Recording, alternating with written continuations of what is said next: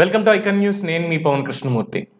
జగన్మోహన్ రెడ్డి గారి అక్రమాస్తుల కేసులో ఆ ఎఫ్ఐఆర్లో వైఎస్ రాజశేఖర్ రెడ్డి పేరుని ఎవరు చేర్పించారు? ఇది ప్రశ్న. దీనికి సమాధానం ఒకే ఒక్క లైన్లో వైఎస్ షర్మిల, అదే రాజశేఖర్ రెడ్డి గారి కుమార్తె సమాధానం చెప్పారు. ఏంటంటే వైఎస్ జగన్మోహన్ రెడ్డి తన లాయర్ అయినటువంటి పొన్నవోలు సుధాకర్ రెడ్డి తోటి ఆ ఎఫ్ఐఆర్లో వైఎస్ రాజశేఖర్ రెడ్డి గారి పేరు పెట్టించారు అని. ఇప్పటి వరకు సోనియా గాంధీనే మొత్తం ఇంప్లీడ్ అయ్యవన్నీ చేయించారు, ఆవిడ చెప్పబట్టే ఎఫ్ఐఆర్లో రాజశేఖర్ రెడ్డి పేరు వచ్చింది, జగన్మోహన్ రెడ్డి పేరు పెట్టారు, ఇవన్నీ చేసినటువంటి దానికి చెక్ పెడుతూ ఒక్క సింగిల్ లైన్లో ఆన్సర్ చెప్పేసింది. ఈయన ఉన్నటువంటి దాంట్లో నాన్నకు సంబంధం లేకుండా ఇచ్చేశారు అని. సరే, ఆవిడకున్నటువంటి నాలెడ్జ్ నాన్నకు సంబంధం లేదని అనుకుందాం, అది వేరే విషయం. అయితే పేర్లు చెప్పారు కదా, జగన్మోహన్ రెడ్డి, ఆయన లాయర్ అయినటువంటి పొన్నవోలు సుధాకర్ రెడ్డి, ప్రస్తుత Andhra Pradesh additional advocate general. Advocate general కాదు, అడిషనల్. అంటే అడ్వకేట్ జనరల్ని కొన్ని ప్రత్యేకమైన కేసులుగా ఎక్కువ వాడుతున్నారు కాబట్టి అడిషనల్గా ఉన్నటువంటి కేసులన్నీ ఈయనకే పెడతారని అడిషనల్ అడ్వకేట్ జనరల్గా జగన్మోహన్ రెడ్డి గారు పిలిచి పదవిని ఇచ్చారనమాట. అయితే ఈయన వాళ్ళు ప్రెస్ మీట్ పెట్టేసి ఏం చెప్పారయ్యా అంటే, అందులో వైఎస్ఆర్ పేరు ఛార్జ్ షీట్లో పెట్టాలని నేను పిటిషన్ వేయలేదు, జగన్మోహన్ రెడ్డి పేరు ఎందుకు పెట్టాల్సి వచ్చింది, జగన్మోహన్ రెడ్డికి సంబంధం లేదు కదా, ఇది రాజశేఖర్ రెడ్డి కదా నిర్ణయాలు తీసుకుంది, జీవోలన్నీ ఉత్తర్వులు ఇవన్నీ జారీ చేసింది గవర్నమెంట్ ఆఫ్ ఆంధ్రప్రదేశ్ కదా, దానికి ముఖ్యమంత్రి రాజశేఖర్ రెడ్డి కదా, ఆయనకి తెలియకుండా జీవోలు బయటికి రావు కదా, నేను అదే అందులో మెన్షన్ చేశాను అని చెప్పారు. కరెక్టే, వాస్తవం అధ్యక్ష. ఇది చచ్చిపోయాడు కదా మహానుభావుడు, ఎక్కడున్నాడో కానీ రాజశేఖర్ రెడ్డి. ఇప్పుడు చూసి ఆహా ఎంత తెలివితేటలు ఉన్నాయో నా కొడుక్కి, అసలు ఇటువంటి తెలివితేటలు ఉన్న కొడుకుని నేను కంటాను అని నేను అనుకోలేదు, దేవుడి దయ అంతా అని అనుకుంటారేమో. ఇదేమీ తప్పుడు మాట కాదండి, అసలు తప్పుడు మాట కాదు. తండ్రి ఒక పుత్రోత్సాహము కలిగినప్పుడు కలుగదు జనుల పుత్రుని కనుగొని పొగడగా పుత్రోత్సాహంబు కలుగు తండ్రికి అని చెప్పి మనకు ఉంది కదా పద్యం కూడా. సో అదే విషయం చెప్తున్నాను ఇక్కడ, తప్పు మాట కాదు. సో ఈయన చెప్పేశారు, క్లీన్ చిట్ ఇచ్చారు. జగన్మోహన్ రెడ్డి గురించి కాదు, ఆయన అందులో నాకు బాధ వేసింది, జగన్మోహన్ రెడ్డిని అందరూ అంటుంటే నేను తట్టుకోలేకపోయాను, అసలు జగన్మోహన్ రెడ్డి ఎవరో నాకు ముందు తెలీదు, ఈ కేసు వచ్చే వరకు జగన్మోహన్ రెడ్డి ఎవరో నాకు అసలు తెలీదు, కానీ అంటుంటే బాధ వేసింది, బాధ వేసినప్పుడే నేను ఇవన్నీ కూడా ఈ వేధింపులు ఇవన్నీ చూడలేక నేను ఇదంతా పెట్టాల్సి వచ్చింది అని చెప్పి ప్రెస్ మీట్ పెట్టి చాలా చక్కగా ఆయన సెలవిచ్చారు. వినేవాళ్ళం మనం వెర్రిగొర్రెలు అయితే చెప్పాల్సిన వాళ్ళు వాళ్ళే అని చెప్పి ప్రస్తుత సామెత కదా మనకి. సో ఏమనాలి ఇంక వాళ్ళని. సో అసలు జగన్మోహన్ రెడ్డి గారు ఎవరో తెలియకుండానే ఆయన పిటిషన్ ఇచ్చారు, రాజశేఖర రెడ్డి గారు ముఖ్యమంత్రి, జీవోలన్నీ ఆయన ఇచ్చారని చెప్పేశారు.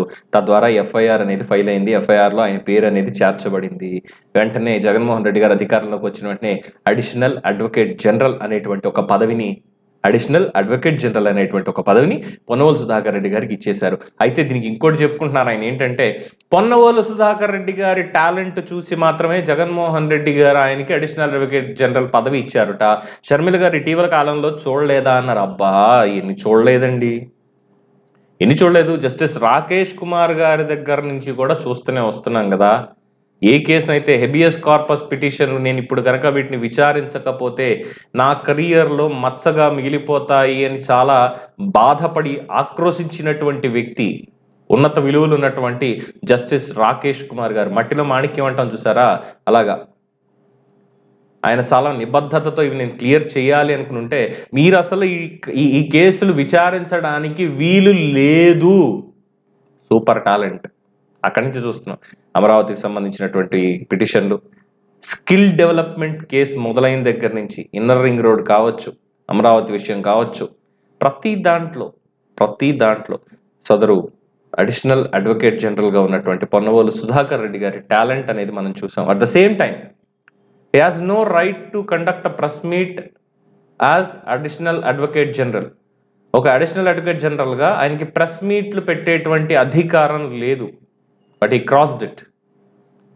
దానికి శిక్ష ఏంటనేది మరి ఇప్పటిదాకా న్యాయస్థానాలు చెప్పలేదు. సో ఈ ప్రశ్న అనేది నాకే ఉత్పన్నం అవుతుంది, ఏం చెప్పాలో కూడా తెలియనటువంటి పరిస్థితి. సో షర్మిలకి తెలీదా, నేను ఏఏజీగా ఎప్పుడూ కూడా ఇది పెట్టలేదు, అలాగే ఈ కేసుకి సంబంధించి శంకర్రావు, ఎర్రన్నాయుడు వీళ్ళందరూ ఇంప్లీడ్ అయ్యారు, ఈ విషయాలు తెలీదా, వాళ్ళు ఇంప్లీడ్ అయ్యారు కాబట్టే ఆ పాత కథ అలా జరిగింది మొత్తం అంతా. దాని తర్వాత గవర్నమెంట్ ఆఫ్ ఆంధ్రప్రదేశ్ జీవోలు ఇవన్నీ కూడా లెక్కలోకి తీసుకోవాల్సి వచ్చింది.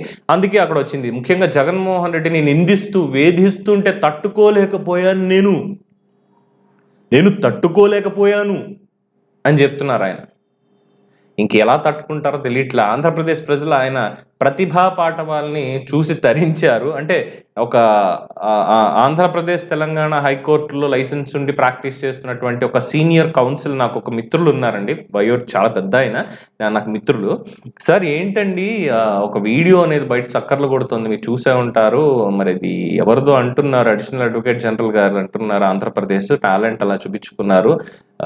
అంటే అప్పట్లో టిక్ టాక్ అనేటువంటిది బ్యాన్ అవ్వలేదు ఇండియాలో, ఒక 5-6 ఏళ్ళు అవుతుందేమో టిక్ టాక్ బ్యాన్ అవ్వలేదు.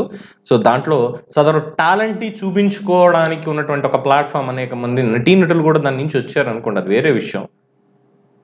సో అందులో ఒక డాన్స్ వీడియో అనేది చాలా వైరల్ అయింది. అంటే అప్పట్లో ఈ సెల్ఫీ స్టిక్లు ఎక్కడ పెట్టుకోవాలి అంటే తెలియదు మనకి, అసలు ఉన్నాయనేది తెలీదు.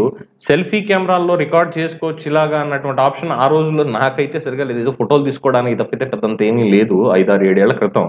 అప్పట్లోనే అంత టెక్నాలజీతో ఉన్న ఫోన్లు తీసుకొని తన టాలెంట్ మొత్తాన్ని బయట పెట్టింది ఆయన అంటున్నారండి. అంటే పిచ్చోడా, నువ్వు ఇంకా క్వశ్చన్ చేస్తున్నావా, నన్ను అనుమానం తీర్చుకోవాలి.